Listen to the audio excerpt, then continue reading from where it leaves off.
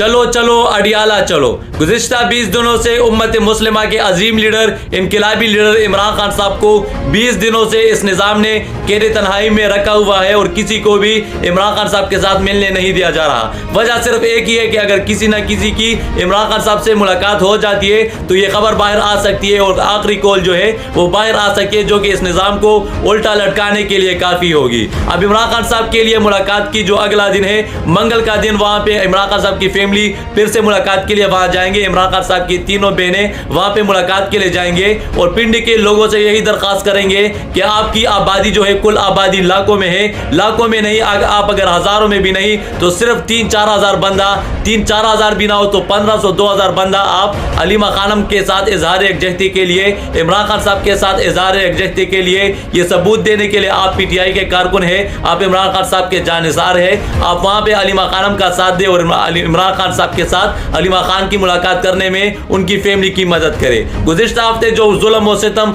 वहाँ पे पंजाब पुलिस ने इमरान खान साहब की बहनों के साथ किया था वो अफसोसनाक है, लेकिन अब की बार इस मंगल पे आप सब ने हलीमा खानम का साथ देना है, इमरान खान साहब की फैमिली का साथ देना है और कोशिश करनी है कि जब तक मुलाकात ना हो वहाँ पे इमरान खान साहब की बहनों का साथ आप लोग ना छोड़ें।